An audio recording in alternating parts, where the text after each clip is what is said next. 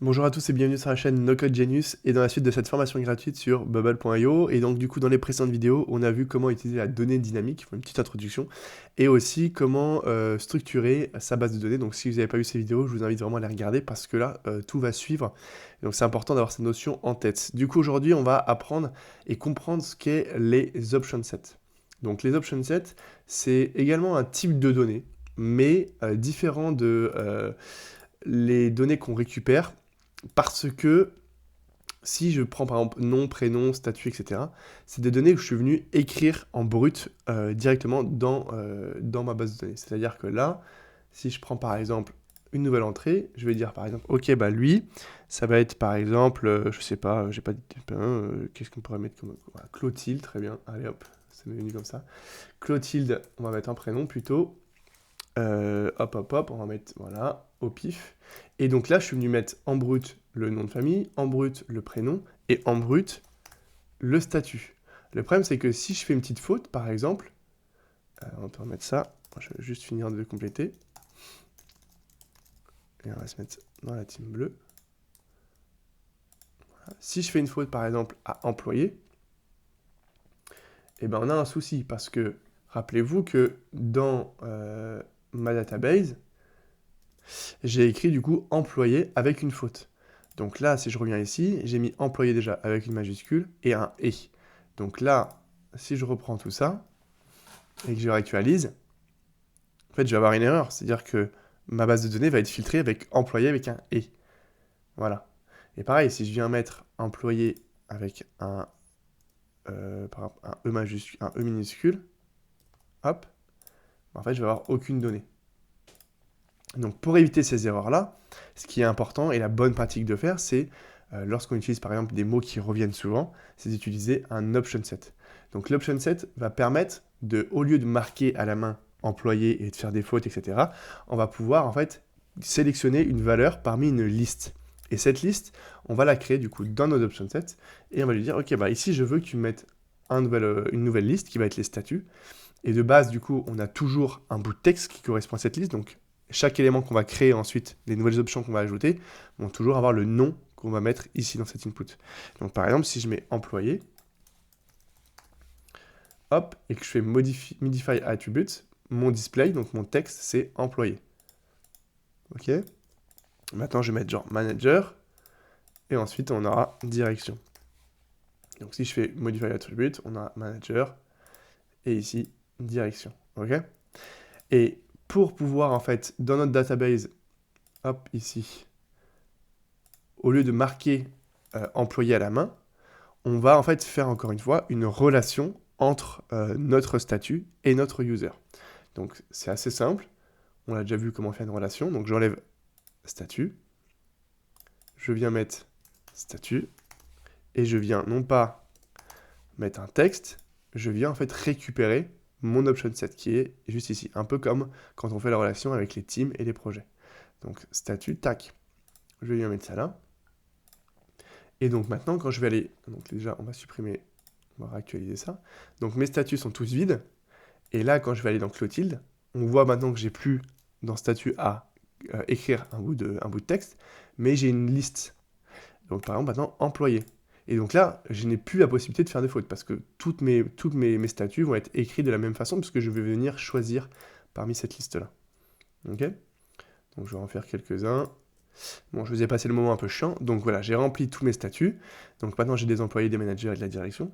Et ce qui est assez cool, c'est que je peux venir en fait filtrer mon repeating group, non plus en écrivant employé, mais je peux lui dire, ok, bah là, tu vas me filtrer mon groupe en fonction de mon option set. Donc là, direction, employé, manager. Vu qu'il sait qu'on a fait une relation entre mon statut et le user, on peut lui dire, ok, bah là, tu vas m'afficher que les employés.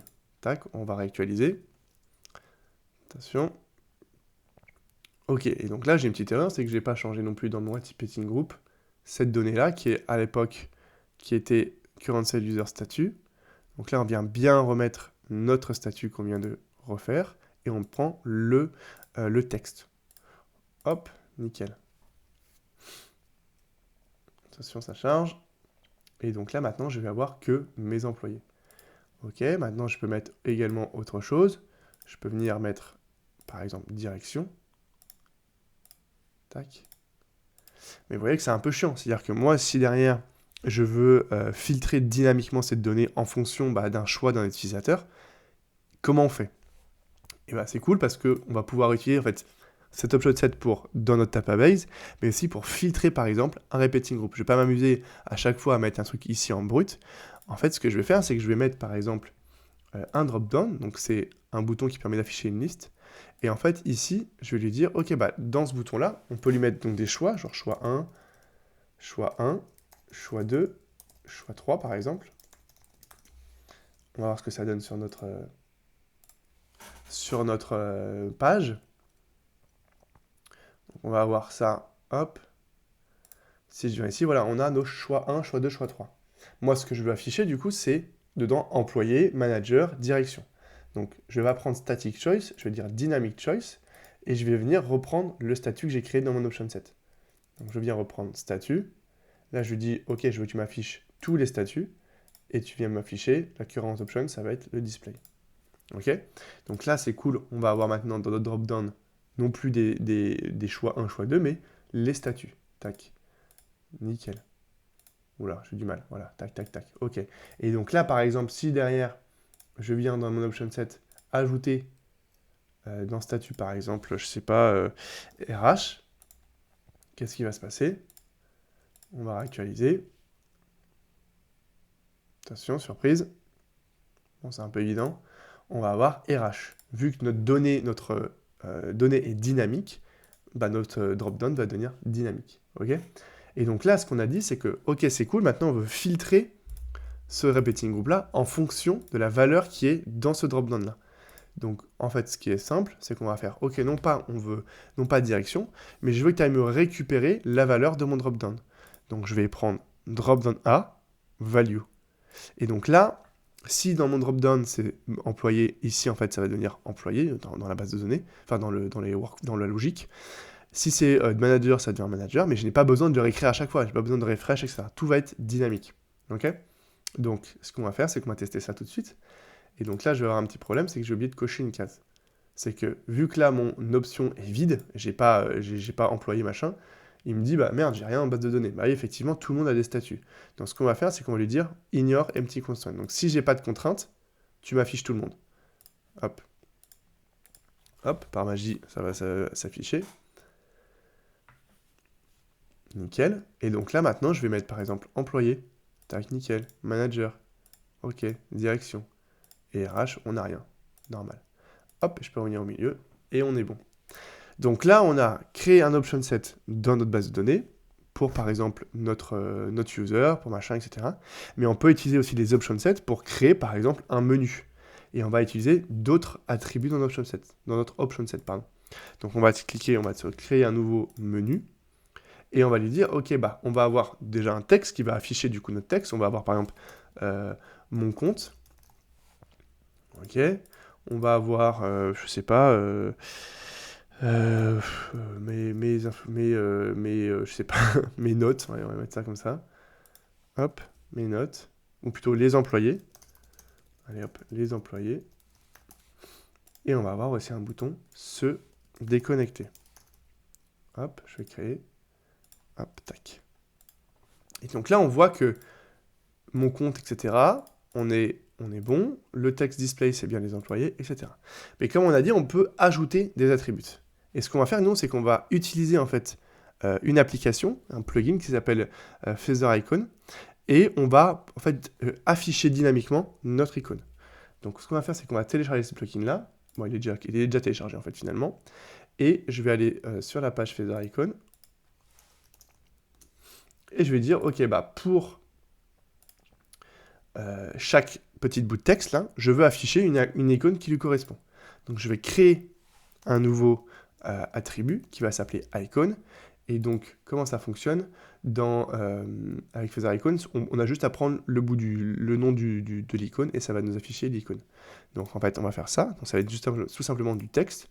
Et on pourrait même aussi ajouter une couleur, par exemple. Et donc là, pareil, ça va être encore du texte. Parce que on va prendre un code hexadécimal, là. Je sais plus comment ça s'appelle, le UX, là. Je sais plus comment ça s'appelle. Et du coup, on va s'agrandir ça, hop, on va se mettre un repeating group, tac, on va choisir le type of content, donc ça va être notre option set menu, on va afficher du coup tous les menus, on va mettre la full list. Par contre, ce que je vais faire pour que ce soit plus simple, je vais non pas designer, je vais pas afficher 4, mais je vais en afficher 1 et que je vais venir designer une fois qui va se répéter du coup 3 fois parce que j'ai 3 choses dans mon 3 menus dans mon option set. Donc ce qu'on va faire, c'est qu'on va lui mettre, alors je vais afficher les bordures pour que ce soit plus simple. Tac, je vais lui afficher mon menu là, enfin mon truc de menu. Donc je vais lui dire ici ça va être mon current cell menu display. Du coup là j'ai le choix, la couleur, le UX, l'icône pardon. Ok, je vais afficher ça. On va se le mettre en 14 medium dark, c'est un peu plus joli. Tac. Nickel. Je vais lui afficher du coup mon feather icon. Donc dynamiquement, je vais lui afficher un icon. Donc là, je viens mettre mon icon. Donc j'ai soit le choix de lui mettre par exemple un icône parmi la liste, soit je peux venir récupérer ici l'icône qui correspond à ma première cellule de mon option set. Donc ma première cellule de mon option set, c'est mon compte, et je viens récupérer du coup grâce au current cell menu, je veux quoi du coup l'icône, très bien.